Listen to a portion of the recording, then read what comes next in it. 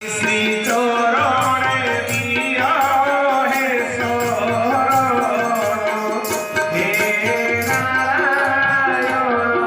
हे नारायण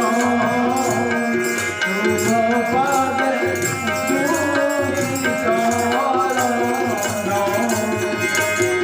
बोले जा सच्चिदानंद भगवान की रघुनाथ समस्त मंगल करतु बोलावंदे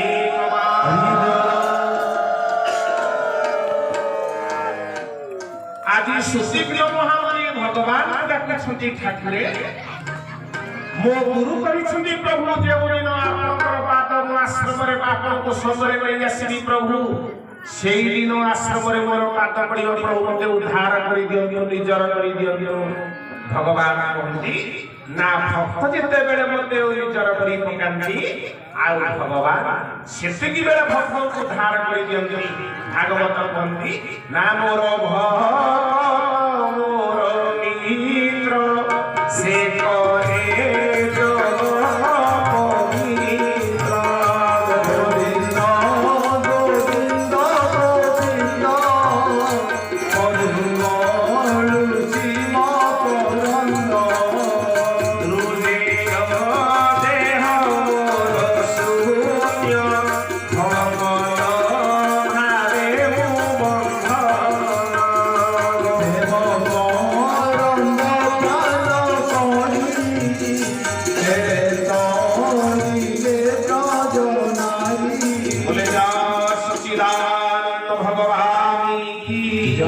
रघुनाथ समस्त मंगल करतु बोलावंदे ना भक्त जेते बेले काय मन वाक्य रे भगवान को निजर करि दियंती आपनार करि दियंती आ भगवान सेतिकी बेले भक्त को धार करि दियंती जेते बेले आत्रो होई सुशीघ्र महामुनि डाकुछली प्रभु मते रक्षा कर आ सेतिकी बेले भगवान राम मां सीता ठाकुराणी सान ठाकुरे लक्ष्मणलाल तीन जन जाई सुशीघ्र महामुनि पाखे पहुंच जाइछन्ति जेतेबेले सुशीघ्र महामुनि भगवान को दर्शन करिसन्ति सुशीघ्र महामुनि देखि देह ज्ञान भूली जाइछन्ति प्रभु मोराज्य हो भाग्य भगवान को पाछे लेइछन्ति डाकुछन्ति गुरुदेव आसन्तु देखिबे मु संगरे काहा को नै आसी जेतेले अगस्त्य मुनि आश्रम बाहर पास पहुंची जाते देखिले भगवान राम सीता ठाकुराणी सान ठाकुरे लक्ष्मणलाल तीन जन जाक आश्रम बाहर अछंती अगस्त्य मुनि सुशीघ्र महामुनि को कोलाघात करि पकेइले कहले सुशीघ्र रे अरे मो सेदिन कहिबली बोली जेउ दिन भगवान राम संगरे नै आसीबो सेई दिन आश्रम रे तोर पाद पड़िबो तू आज मोर से भगवान राम को मते दर्शन करि देबो प्रिय सजन एमिति जणे जणे शिष्य अछंती शिष्य हले मध्य गुरु को भगवान को दर्शन करि दियंती गोटे सुंदर उदाहरण के मने पड़े सुंदर उदाहरण दिए बहुत सुंदर भाव रे सुनिबा तापर भगवान और सुंदर कथा को सुंदर भाव रे आलोचना करिबा जणे शिष्य थिले ताकर नाम हेउछि ओढ़ेया ना से ओढ़े किले चाउल खाउथिबा प्रत्येक दिन ओढ़े किले चाउल खाउथिबा समस्त ओढ़ेया किले डाकती जिए दिने ओढ़ेया के खाइबा को देला से दिन माटी मुंडिया मारिला पुओरे आउ तू दिने हेले मो घर को आसीबु नै मो घरे चाउल ओढ़े सेति पाई ओढ़ेया पेट विकल रे खाद्य विकल रे कांदर पोखरी कूल बसी भगवान को देश रे डाकुची प्रभु पिलाटिए जन्म लेने ठाकुरे आपण मां थारे क्षीर भर्ती कर दियंती प्रभु मु खाऊ बोली कि अधिका खाए बोली मु खाऊ कि अधिका खाए बोली आपण मो पई खाद्य रक्षणा हंती भगवान गिर घरे ओढ़ेया कांदुथिला समरे सेई पटे जने बाबाजी भगवान नाम कीर्तन करि जाउछंती गला समय पचारिला रे को तो ना कोन तुमे कांदुछ काहीकी ओढ़ेया कहिले मो ना ओढ़ेया अरे ओढ़ेया काहीकी ना मु प्रत्येक दिन ओढ़े किले चावल खाउथुवा समस्त मते ओढ़ेया बोली डाकंती हेले कांदुछ काहीकी ନା ପେଟ ବିକଳରେ ଖାଦ୍ୟ ବିକଳରେ ବସି ପୋଖରୀ କୂଳରେ କାନ୍ଦୁଛି। ବାବାଜୀ କହିଲେ ପୁଅରେ ଆରେ ମୋର କେହି ଶିଷ୍ୟ ପିଲା ନାହାନ୍ତି, ତୁମେ ମୋ ସହିତ ଯିବ? ଅଢେୟା କହିଲା ଗୁରୁଦେବ ଯିବି, କିନ୍ତୁ ଗୋଟେ ସର୍ତ୍ତ। ସର୍ତ୍ତ କଣ? ନା ମୁଁ ପ୍ରତ୍ୟେକ ଦିନ 2.5 କିଲୋ ଚାଉଳ ଖାଇବି। ଯେଉଁ ଦିନ ମୋର ଆପଣ ଖାଦ୍ୟ ବନ୍ଦ କରିଦେବେ ସେଦିନ ଆଶ୍ରମ ଛାଡ଼ି ପଳେଇ ଆସିବି। ବାବାଜୀ କହିଲେ ପୁଅରେ ଆରେ 2.5 କିଲୋ କଣ କହୁଛ? ଯଦି ପ୍ରତ୍ୟେକ ଦିନ 5 କିଲୋ ଚାଉଳ ଖାଇବ ତାହେଲେ ମୋ ଆଶ୍ରମରେ ଖାଦ୍ୟ ଅଭାବ ନାହିଁ, ଚାଲ ମୋ ସହିତ। ବାବାଜୀଙ୍କ ସହିତ ଅଢେୟା ଚାଲିଲେ। କିଛି ଦିନ ଆଶ୍ରମରେ ରହିଲା ପରେ ପଡିଲା ଏକାଦଶୀ ବ୍ରତ। ବାବାଜୀ କହିଲେ ପୁଅ ଅଢେୟା ଆଜି ଏକାଦଶୀ ବ୍ରତ ଯାହାକୁ ନିଷ୍ଫଳ ଏକାଦଶୀ ବୋଲି କୁହନ୍ତି। ଏକାଦଶୀର ନିୟମ ଏକାଦଶୀ ଦିନ ଜଳ ତୁଳସୀ ଆଉ ଦ୍ୱାଦଶୀ ଦିନ ଜଣେ ସାଧୁ ବା ବ୍ରାହ୍ମଣକୁ ଭୋଜନ ଦେଇ ସାରିଲା ପରେ ଭୋଜନ କରାଯାଏ। ଆଜି ଖାଦ୍ୟ ରୋଷେଇ ହେଇପାରିବ ନାହିଁ। ଅଢେୟା କହିଲେ ଗୁରୁଦେବ ତାହେଲେ ହେଇପାରିବ ନାହିଁ। ଆପଣ ମତେ କଥା ଦେଇଛନ୍ତି ପ୍ରତ୍ୟେକ ଦିନ 2.5 କିଲୋ ଚାଉଳ ଦେବେ, ନଚେତ ମୋର ଲୁଗାଦି ଖଣ୍ଡ ଦେଇଦିଅ, ମୁଁ ଆଶ୍ରମ ଛାଡ଼ି ପଳେଇବି। ବାବାଜୀ ଯେତେ ବୁଝେଇଲେ ମଧ୍ୟ ଅଢେୟା ବୁଝିଲା ନାହିଁ। ଶେଷରେ ବିକଳ୍ପ ପନ୍ଥା କଣ? ନା ତୁମେ ସେ 2.5 କିଲୋ ଚାଉଳ ତୁମେ ସେ ପୋଖରୀ କୂଳକୁ ଯିବ, ଆଉ 2.5 କିଲୋ ଚାଉଳ ତା ସହିତ ଡାଲି ପନିପରିବା ନେବ, ସେଠାରେ ଖାଦ୍ୟ ରୋଷେଇ କରିବ, ତାପରେ ଆଶ୍ରମକୁ ପଳେଇ ଆସିବ।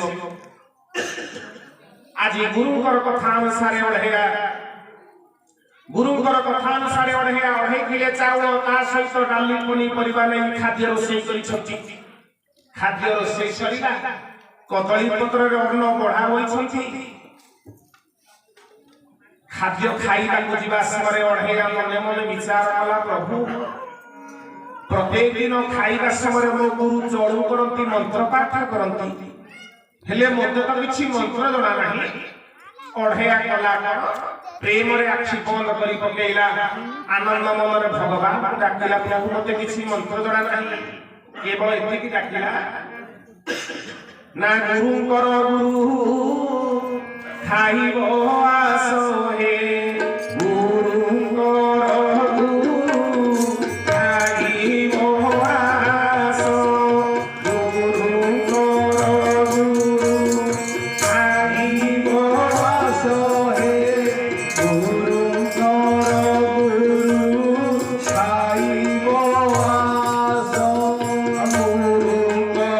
ଗୁରୁ ଖାଇବ ଆସ ହେ, ଗୁରୁଙ୍କର ଗୁରୁ ଖାଇବ ଆସ, ଗୁରୁଙ୍କର ଗୁରୁ ଖାଇବ ଆସ ହେ, ଗୁରୁଙ୍କର ଗୁରୁ ଖାଇବ ଆସ। बोले जाओ सच्चिदानंद भगवान की। ଅଢେୟା କେବଳ ଆଖି ବନ୍ଦ କରି ପକେଇଲା, ଭଗବାନ ଉଦ୍ଦେଶ୍ୟରେ ଡାକିଲା, ପ୍ରଭୁ ମୋତେ କିଛି ମନ୍ତ୍ର ଜଣା ନାହିଁ।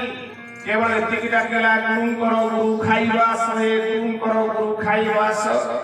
ଅଢେୟା ପ୍ରେମରେ ଆନନ୍ଦରେ ଡାକିଥିଲା ସମୟରେ ଅଢେୟାର ପ୍ରେମରେ ଭଗବାନ ବିଷ୍ଣୁ ସଙ୍ଗେ ସଙ୍ଗେ ଆସି ଖାଦ୍ୟ ପାଖରେ ପହଞ୍ଚି ଖାଦ୍ୟ ଖାଇବାରେ ଲାଗିଛନ୍ତି। ଅଢେୟା ଆଖି ଖୋଲିଲା ବେଳକୁ ଦେଖିଲେ ଜଣେ ଖାଦ୍ୟ ଖାଉଛନ୍ତି। ଅଢେୟା ପଚାରିଲା, ତୁମେ କିଏ ସେ? ଭଗବାନ କହିଲେ, ପାଟି କନା, ଆରେ ମୁଁ ସେଇ ଗୁରୁଙ୍କର ଗୁରୁ, ତୁମେ ଯାହାକୁ ଡାକୁଥିଲ। ଅଢେୟା କାନ୍ଦି କାନ୍ଦି ଯାଇ ଗୁରୁଙ୍କ ପାଖରେ ପହଞ୍ଚିଲା। ଗୁରୁଦେବ ଆପଣ ବିଚାର କରୁଥିଲେ ସଂସାରରେ ମୁଁ ଏକା 2.5 କିଲୋ ଚାଉଳ ଖାଉଛି, ମୋତେ 2.5 କିଲୋ ଚାଉଳ ଦେଲେ, ପୁଣି ଆଉ ଜଣେ ଅଢେୟାକୁ ଗୁରୁଦେବ ପଠେଇ ଦେଲେ, ମୁଁ ଆଜି ଖାଦ୍ୟ ଖାଇପାରିଲି ନାହିଁ। ଗୁରୁ କହିଲେ, ଅଢେୟା ଠିକ ଅଛି, ଆରେ ଖାଦ୍ୟ ଖାଆନ୍ତୁ, ଆମ ଆଶ୍ରମରେ ବଡ଼ ଖାଦ୍ୟ ଅଭାବ ଅଛି। ଦ୍ୱିତୀୟ ପାଳି ଏକାଦଶୀ ବ୍ରତ ଦିନ 2ଟା 2.5 କିଲୋ ଚାଉଳ ଦିଆଯିବ, ଆଉ ଦ୍ୱିତୀୟ ପାଳି ଏକାଦଶୀ ବ୍ରତ ଦିନ ଅଢେୟା 2ଟା 2.5 କିଲୋ ଚାଉଳ ନେଇ ଖାଦ୍ୟ ରୋଷେଇ କରିଛନ୍ତି। କଦଳୀ ପତ୍ରର 2ଟା ଅନ୍ନ ବଢା ହୋଇଛି।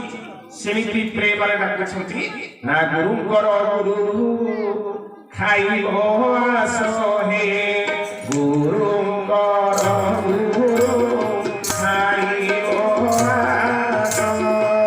ଗୁରୁଙ୍କର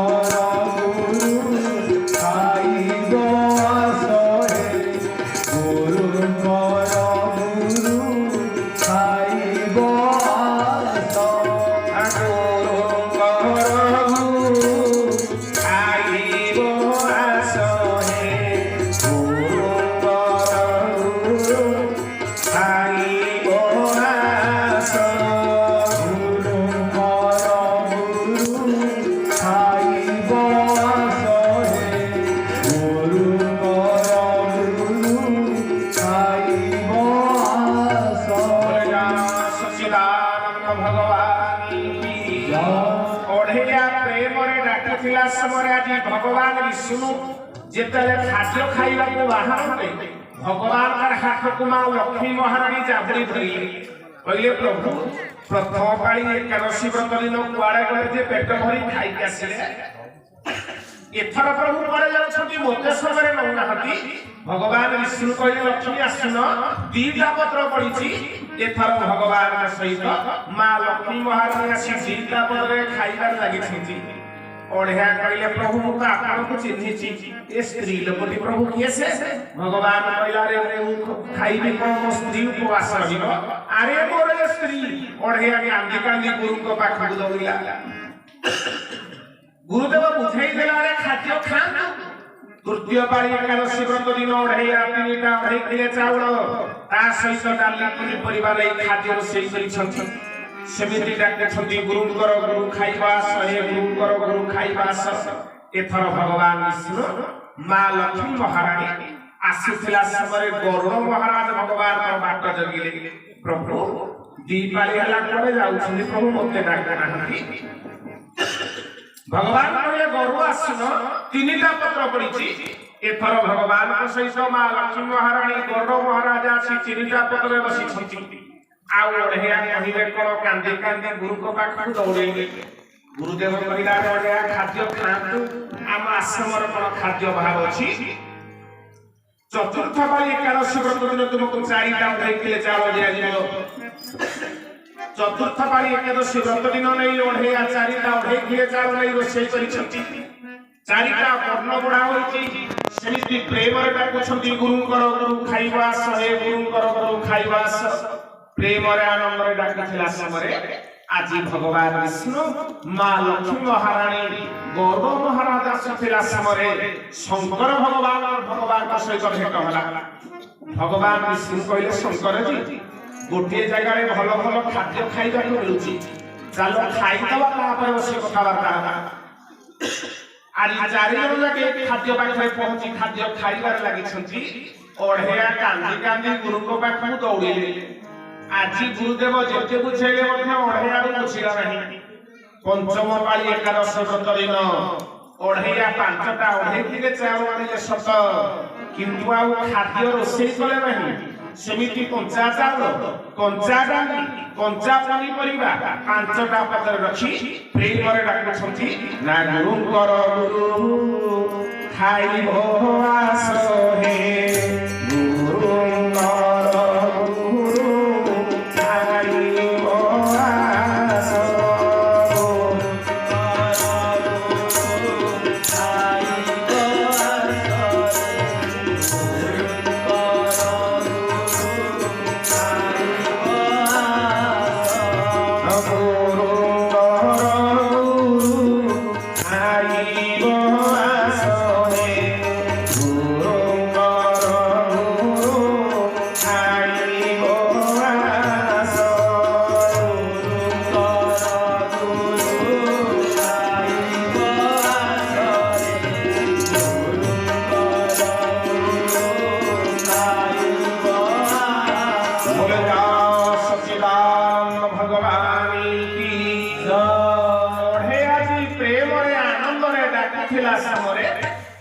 भगवान विष्णु मां लक्ष्मी महारानी गरुड़ महाराज शंकर भगवान सहित मां पार्वती महारानी पांचटा पत्र बसी छथि ओढ़िया रे आखि खोली पकेइला पुणी बंद करी पकेइला आउ किछि समय परे आखि खोली कहिला प्रभु एथर खा चारि पाई होला आपन माने खाउथिले उपवास रहउथिले आज प्रथमे आपन माने रोषेई करिवे प्रथमे मु खाइबी तापर आपन माने खाइबे ओढ़ियार कथा सुनि सारिला परे मां जगदम्बा पार्वती महारानी अन्नपूर्णा ठाकुरानी लक्ष्मी महारानी खाद्य रोषेई करिबा को लागि छथि खाद्य रोषेई सरिला पांचटा पत्र रे पांचन ठाकुर जाक बसी छथि ओढ़िया हाथ जोड़ी पकेइले कहिले गुरुदेव माने टिके रुहत मु आसीछि दौड़ी गला गुरु को पाखो गुरुदेव गुरुदेव आसु देखिबे हमर खाद्य सब केउ केउ माने खाउ छथि ओढ़िया कथा रे जले गुरुदेव आसिया पोखरी पुरे पहुंची जानते देखिले भगवान विष्णु मां लक्ष्मी महारानी ଗରୁଡ଼ ମହାରାଜ ଶଙ୍କର ଭଗବାନଙ୍କ ସହିତ ମା ପାର୍ବତୀ ମହାରାଣୀ 5 ଜଣ ଯାକ ବସିଛନ୍ତି। ଆଜି ଗୁରୁଦେବ ଅଢ଼େୟାକୁ କୁଣ୍ଢେଇ ପକେଇଲେ, କହିଲେ ଅଢ଼େୟାରେ ଏତେ ଦିନ ପର୍ଯ୍ୟନ୍ତ ମନ୍ତ୍ର ପାଠ କରି କରି ଯାହାକୁ ମୁଁ ସ୍ୱପ୍ନରେ ସୁଦ୍ଧା ଦର୍ଶନ କରିପାରୁନଥିଲି, ଆଜି ଦିନେ ସେଇ ଭାବ ବଳରେ ଭକ୍ତି ବଳରେ ମୋର ସେଇ ପରମାତ୍ମା ଭଗବାନଙ୍କୁ ଦର୍ଶନ କରି ପକେଇଲ। ପ୍ରିୟ ସଜ୍ଜନ,